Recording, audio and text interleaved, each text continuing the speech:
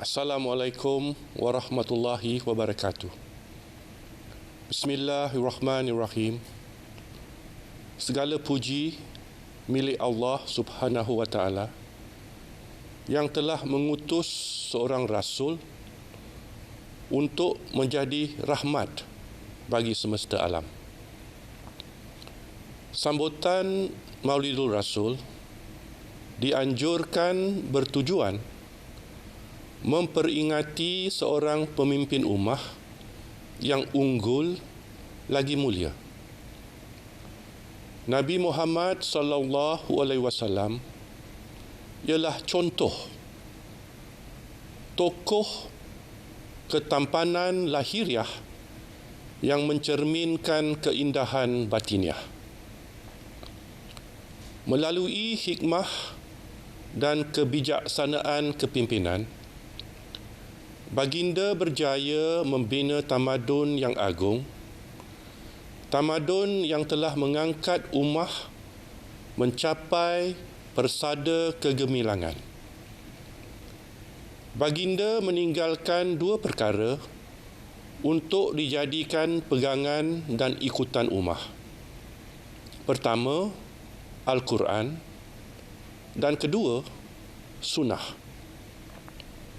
Sayangnya, sunnah Rasulullah sallallahu alaihi wasallam kini semakin disisirkan dan terpinggir dalam kehidupan harian insan. Oleh yang demikian, sempena ulang tahun memperingati tarikh keputeraan baginda amatlah relevan bagi ummah mencari mutiara berharga yang terkandung dalam sunnah-sunnah baginda untuk dijadikan panduan dan pedoman. Dalam menghadapi senario semasa dunia, demikian juga dalam mengamati senario semasa setempat, hikmah dari kebijaksanaan kepimpinan baginda wajib dikunjungi, diambil iktibar, dijadikan panduan, dijadikan pedoman, terutama dalam kalangan mereka yang diamanahkan dengan tanggungjawab kepimpinan, baik ulama, begitu juga umara. Kepimpinan baginda tidak berakarkan retorik, tetapi disuburkan melalui niat yang ikhlas dan pengorbanan yang jujur, melalui amal makruf, melalui adab pekerti yang mulia dan tindakan yang luhur. Baginda gigih menegakkan kebenaran, tegas melaksanakan keadilan, lalu berjaya memperoleh sokongan dan keyakinan, lantas mengupayakan baginda mengurus tadbir pemerintahan hingga berjaya melimpahkan kesejahteraan kepada ummah.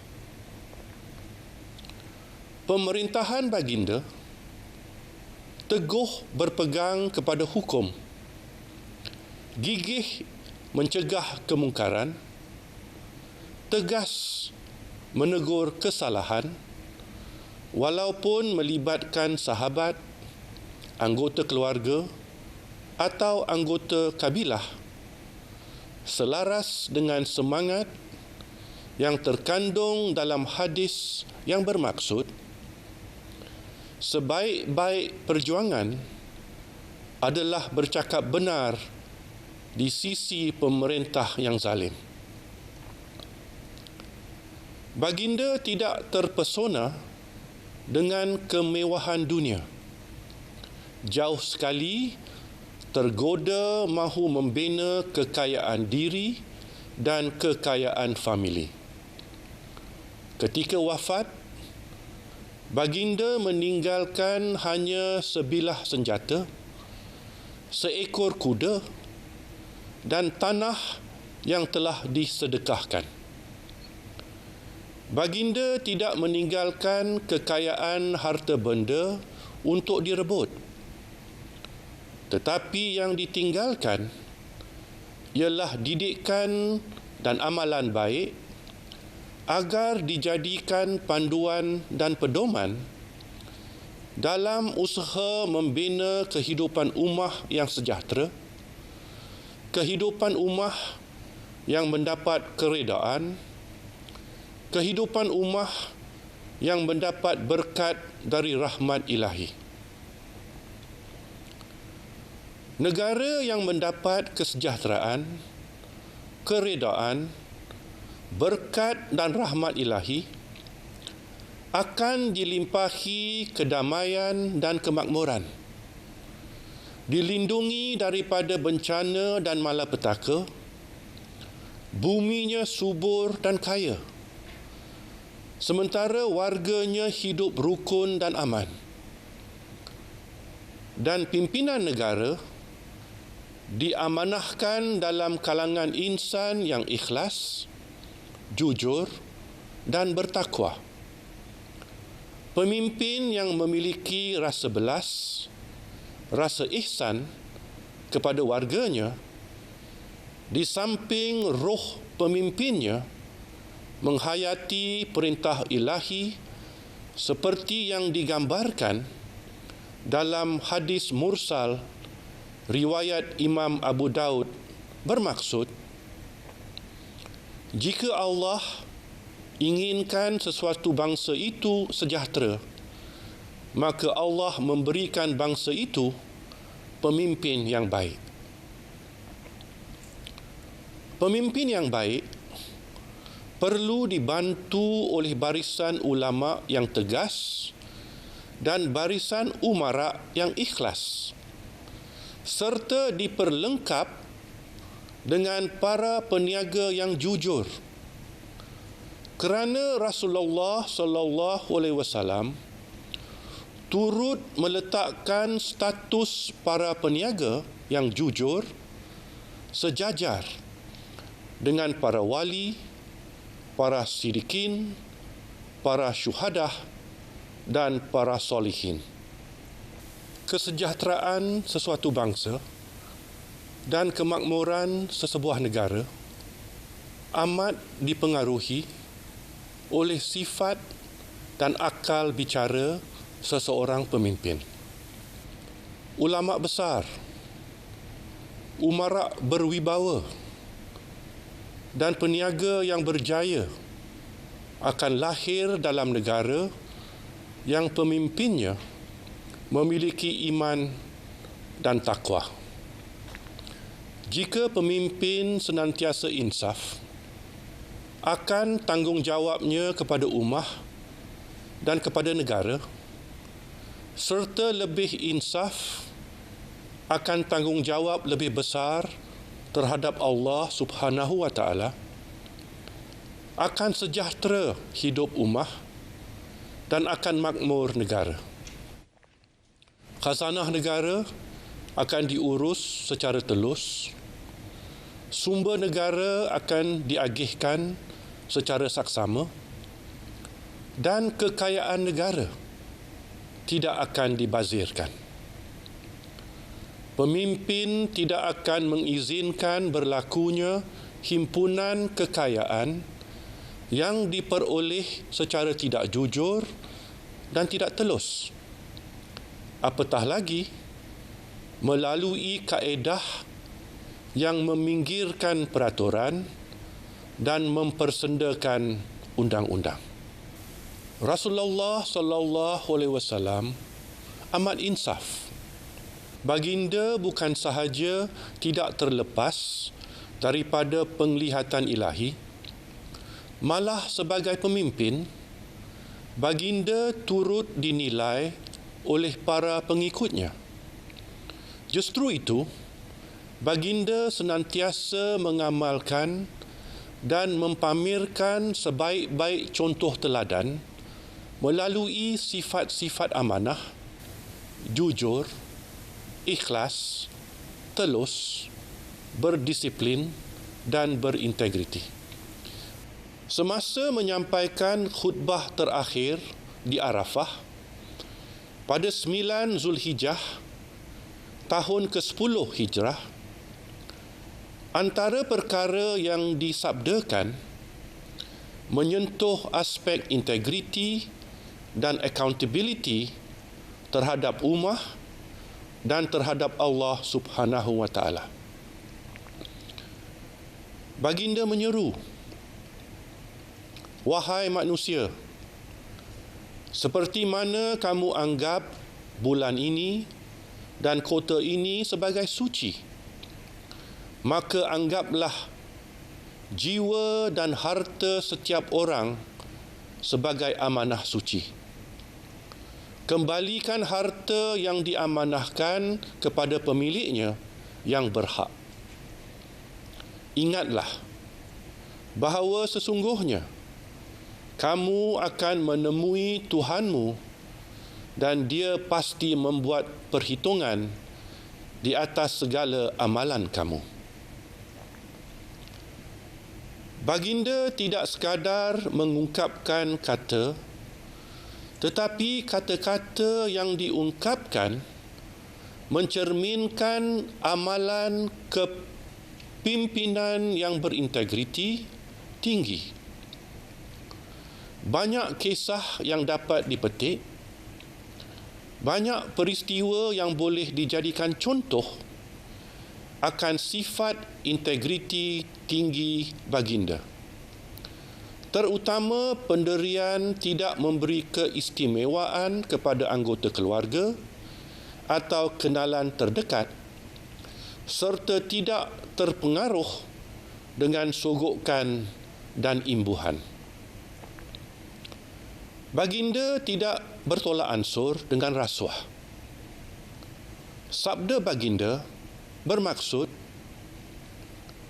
barang siapa yang telah kami ambil untuk melakukan sesuatu kerja dan telah ditetapkan baginya sesuatu rezeki, gaji atau upah, maka apa yang diambilnya selain itu adalah gulul, iaitu pengkhianatan dan curi. Diriwayatkan, seorang gubernur ditugaskan mengutip zakat. Ketika menyerahkan kutipan zakat, dia menyimpan sebahagian daripada kutipan sambil berkata, "Ini untukmu, bahagian untuk Islam, dan ini untukku yang diberikan sebagai hadiah oleh orang ramai." Baginda murka mendengar kata-kata gubernur, lalu bersabda, "Ketahuilah, jika kamu duduk di rumah bapamu atau ibumu,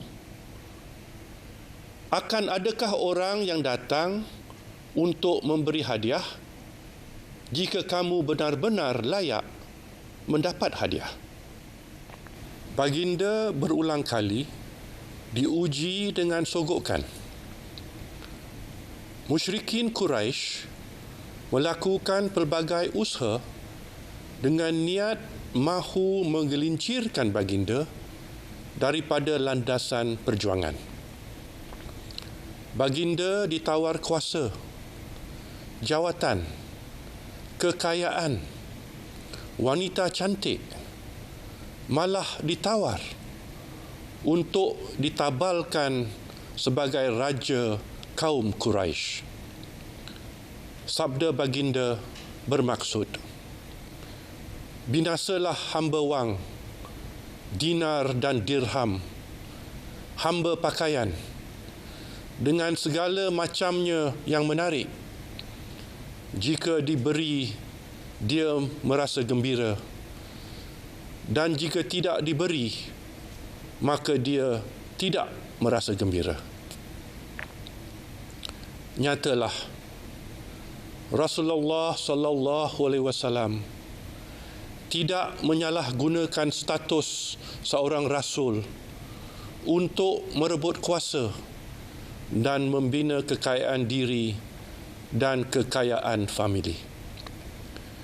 Baginda tegas tidak sama sekali menggadaikan prinsip cekal setia menjunjung amanah dan perintah ilahi.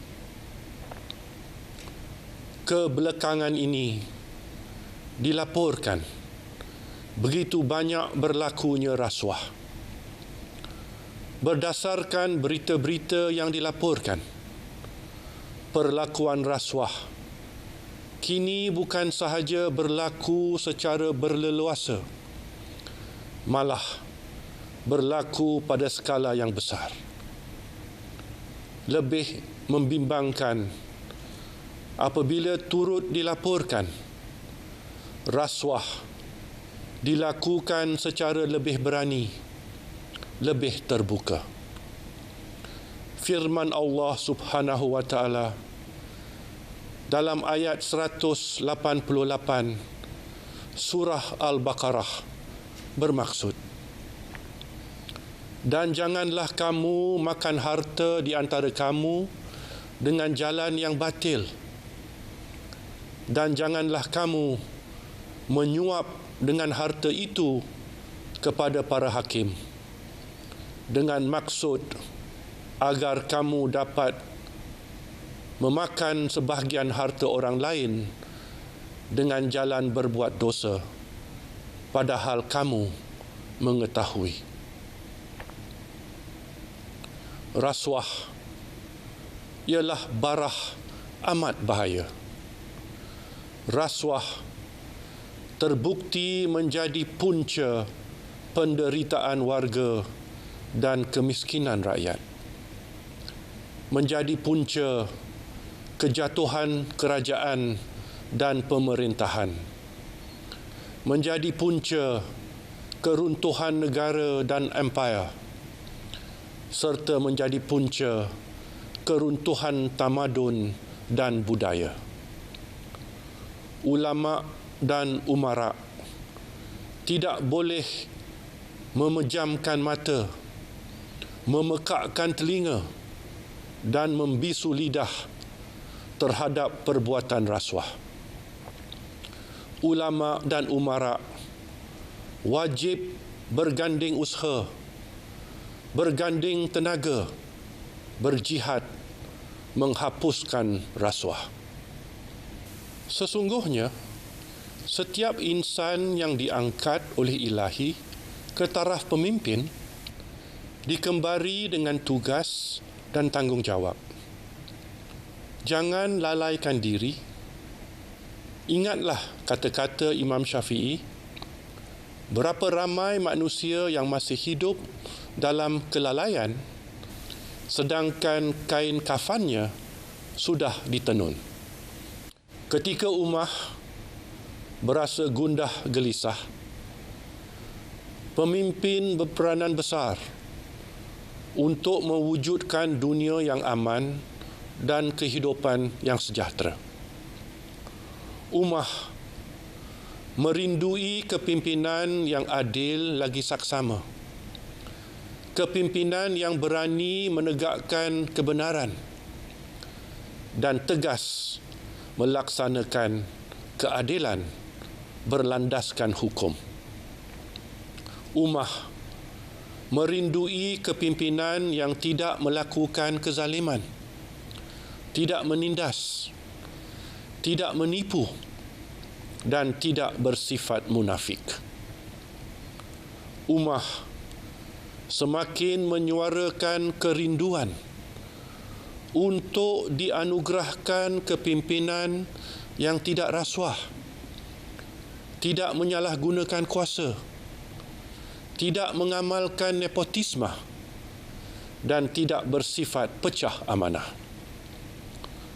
Ummah amat merindui berada di bawah naungan pemimpin yang mengamalkan sifat-sifat kepimpinan Rasulullah sallallahu alaihi wasallam.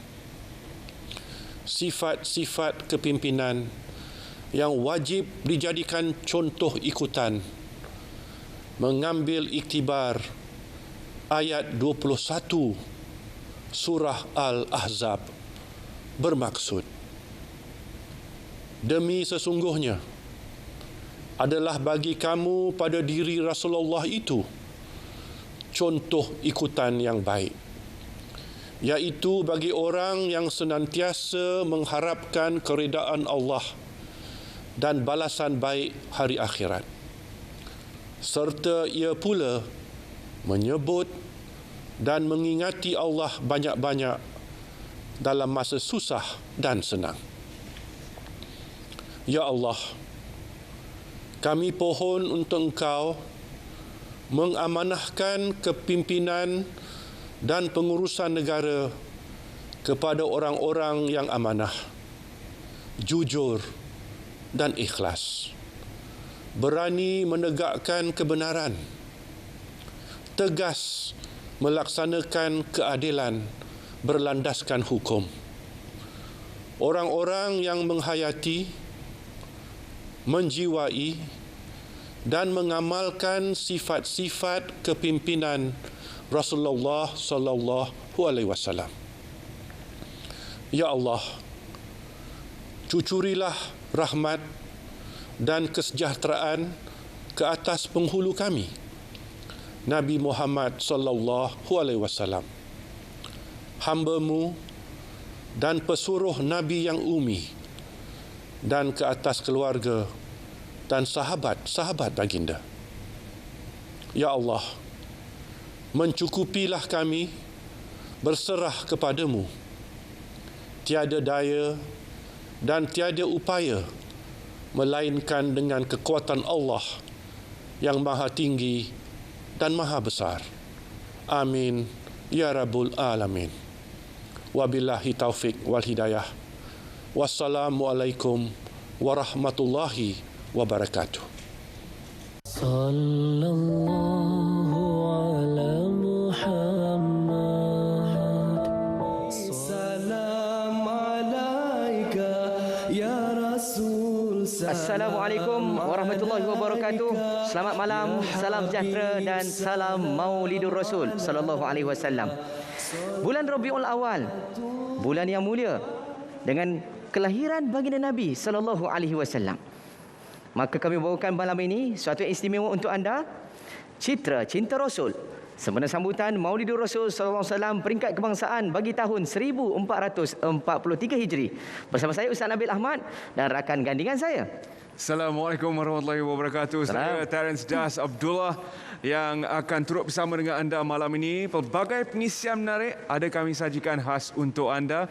Walaupun kita bersiaran dalam keadaan norma baru, namun pastinya pengisian-pengisian yang kita bawakan Ustaz cukup menarik. Ya. Termasuklah bual bicara berilmiah yang juga akan kami sulami dengan persembahan artis-artis jemputan sepanjang malam ini.